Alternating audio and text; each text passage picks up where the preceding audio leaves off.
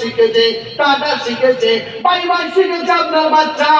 আপনি দূর থেকে যাচ্ছেন, বাচ্চাকে ওয়েলকাম দিচ্ছেন, বাচ্চা টাটা দিচ্ছে, আপনার মনটা ভরে গিয়েছে। আমার সন্তান আমাকে টাটা দেয়, আমার সন্তান আমাকে বাই বাই বলে, আমার সন্তান ওয়েলকাম শিখেছে, আমার সন্তান ইংলিশ ইহুদিদের কালচার শিখেছে। আমি বাপ বড় খুশি হয়ে গেলাম। কিন্তু আমার সন্তান ঘরে গেলে আমাকে সালাম দিতে আমি বাপও লজ্জা পাই, আমার সন্তানও লজ্জা পায়। এমন শিক্ষা আছে রে বাবা। কেন আমার ইসলামের শিক্ষাটা তোমার সন্তানকে তুমি কেন বললে না? যেমন তোমার সন্তান ছোটবেলাতে টাটা দিচ্ছে, ভাই ভাই দিচ্ছে, বড় আনন্দিত হলাম, খুশি হলাম। আমার বাচ্চাকে যদি আমি বলি আসসালামু আলাইকুম, আল্লাহ আমার বাচ্চার উপরে তুমি রহমত বর্ষণ করো, আল্লাহ আমার বাচ্চার উপরে তোমার রহমত বর্ষণ করো, ওই বাচ্চা ঘুরিয়ে বলে ও আলাইকুমুস সালাম, আল্লাহ তুমি আমার পিতার উপরেও রহমত বর্ষণ করো। বলুন না সুবহানাল্লাহ। এই দোয়াটা সন্তানের জন্য দিতে পারবো না? এই দোয়াটা মায়ের জন্য দিতে পারবো না? এই দোয়াটা বিবিকে দিতে পারবো না? এই দোয়াটা বাপকে দিতে পারবো না?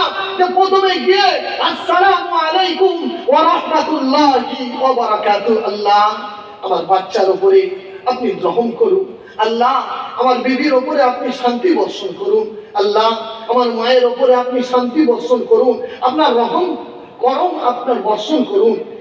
বাপ সঙ্গে সঙ্গে ঘুরিয়ে বলে ও আলাইকুমুস সালাম, আল্লাহ আমার সন্তান আমার জন্য দোয়া দিয়েছে, আমার সন্তান আমার জন্য দোয়া দিয়েছে, আমি দোয়া করি যেন আমার সন্তানের উপরে যেন রহম বর্ষণ করো। এই তো দোয়া মুসলমান।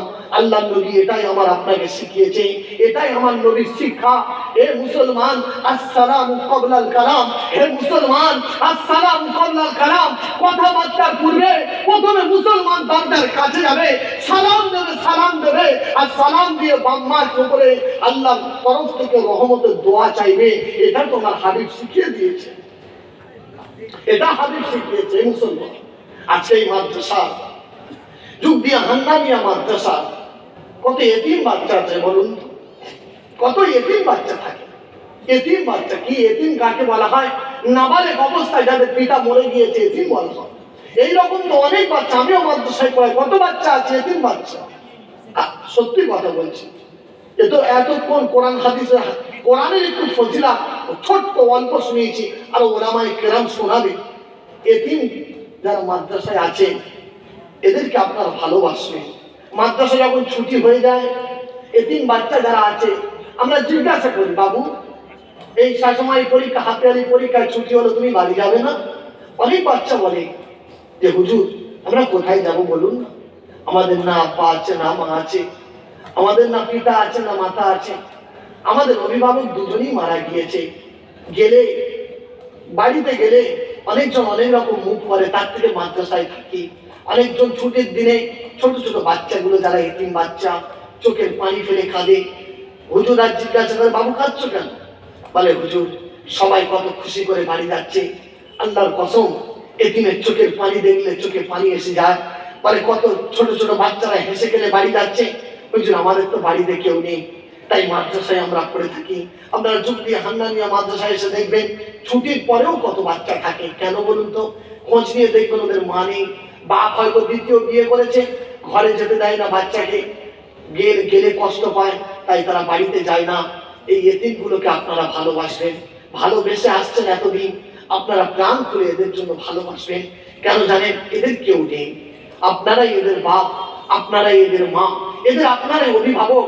আজকে যে লক্ষ লক্ষ টাকা মানুষ দান করেছে মাদ্রাসায়, ওই এতিমদের জন্যই দান করেছেন। খোদার কসম, ওরা যখন খাবে একটু গোশ ভাত, ওরা যখন শীতের কম্বল পাবে, ওরা যখন শীতের উপর শীতের কম্বলগুলো লেপ ব্ল্যাঙ্কেট পাবে মাদ্রাসা থেকে দেবে, ওরা যখন হাসি মুখে আল্লাহর কাছে হাত তুলে দোয়া করবে, আপনার বাপের মায়ের কবরটাকে জান্নাতের বাগান আল্লাহ পাক করে দেবে। এতিম বাচ্চা জানেন তারা অসহায় হয়ে থাকে। আল্লাহর কসম তাদের তো কেউ নেই। অনেকজন হুজুরদের কাছে ফোন করে আমাদের কাছে, হুজুর আপনার ফোনটা দেন না, একটু মার কাছে ফোন করি কেমন হচ্ছে, একটু আপনার কাছে ফোন করি। মা বাপের কাছে যখন ফোন করে, অন্য বাচ্চা একটা ছেলে দেখি না কাঁদছে, এ বাবু তুমি কাঁদছো কেন? চোর করে কাঁদছে, চোখের পানি থামে না, বলতে পারে না কথা, মানে এত আবেগ চলে আসে, কান্না বলতে পারে না। হুজুর অনেকক্ষণ বোঝানোর পরে মাথায় হাত বুলিয়ে পিঠে হাত বুলিয়ে, বাচ্চা কাঁদছো কেন, তুমি কাঁদছো কেন বলো না। বলে হুজুর ও ফোন করছে ওর মায়ের কাছে, আমার তো মা নেই, তাই ওর ফোনটা দেখে আমার চোখে পানি এসেছে হুজুর, আমার বুকটা ফেটে গিয়েছে, যে আমার যদি মা থাকতো আমার মাদ্রাসায় দেখতে আসতো, আমার যদি মা থাকতো আমি আপনার কাছে ফোনটা নিয়ে মার কাছে ফোন করতাম। এটা হলো এতিম বাচ্চা।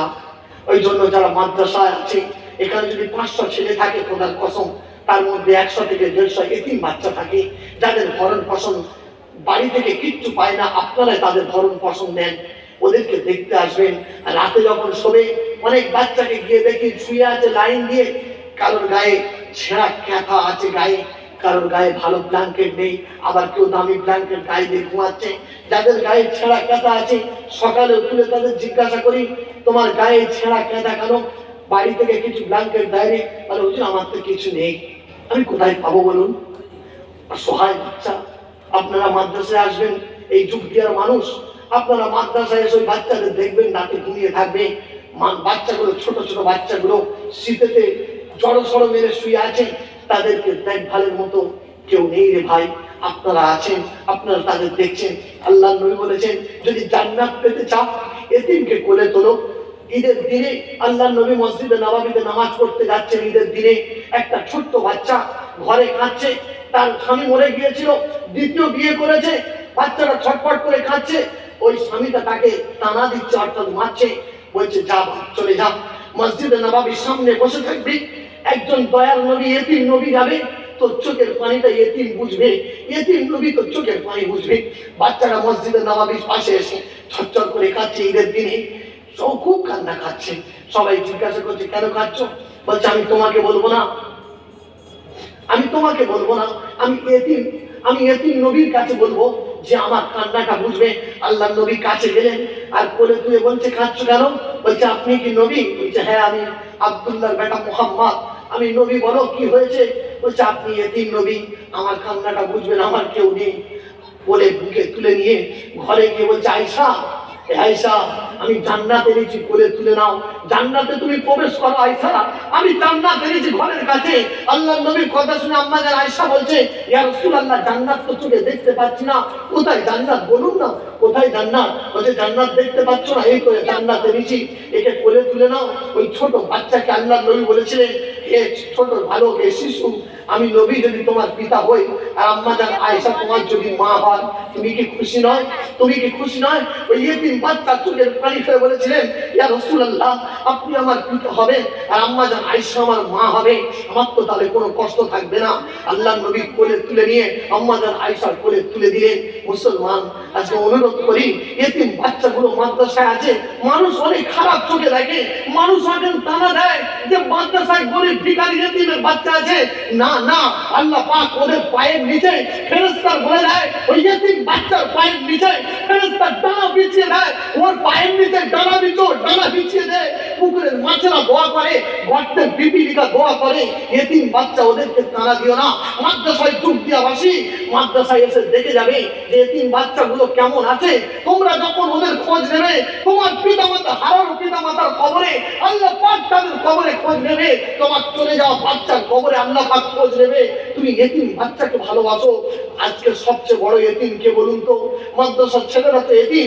আজকে আমি বলবো সব থেকে বড় এতিম হলো তোমার পিতা আর মাতা, যাদেরকে দেখভালের মতো কেউ নেই।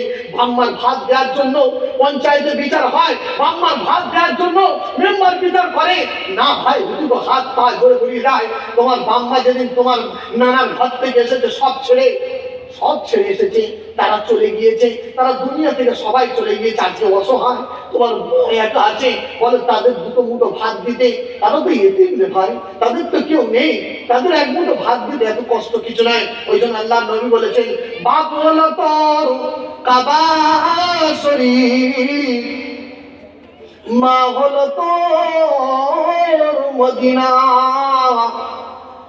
বাপ হলো তোর কাবা শরীফ, মা হলো তোর মদিনা। এই দুজনা নারাজ হলে তোর জান্নাতে যাওয়া হলো না। হজ করবি তুই বছর বছর, হাজি নাম তোর বুঝবে না। আর কিয়ামতে উঠবি যখন তোকে হাজী বলে কেউ ডাকবে না। কিয়ামতে উঠবি যখন তোকে হাজী বলে কেউ ডাকবে না।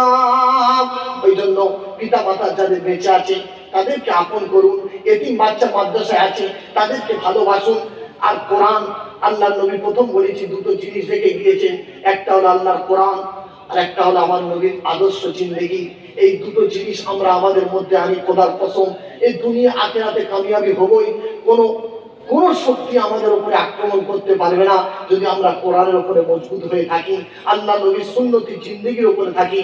আমাদের ইহকাল এবং পরকাল আল্লাহ পাক সময় এবং সুখময় একটা জিন্দেগি করবেন।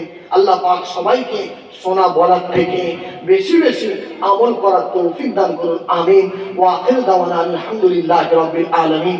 এখন আপনাদের সামনে যিনি এসেছেন আপনারা সবাই পরিচিত, জানেন যুগদি হান্নানিয়া মাদ্রাসার একটা বড় মহব্বতের মানুষ এসেছেন আমাদের কাছে, মুফতি আজম হুসাইন সাহেব, যিনি আমার উস্তাদ, যিনি জানার কাছে আমি হাদিস পড়েছি, যিনি আমার শিক্ষক। পাঁশকুড়া মাদ্রাসা আমি জানার কাছে হাদিস পড়ি, যিনি আমার শিক্ষক। সেই রকম একজন হাদিস পড়ানেওয়ালা। পাঁশকুড়া মাদ্রাসা আপনারা শুনেছেন একটা বিখ্যাত প্রতিষ্ঠান, সেখানে হুজুর এখন হাদিসের দরজ দেন, হাদিস পড়ান। সেই রকম একটা মুহাদ্দিস আপনাদের কাছে এসে বসেছেন। আপনারা যারা বসে আছেন জমে বসুন।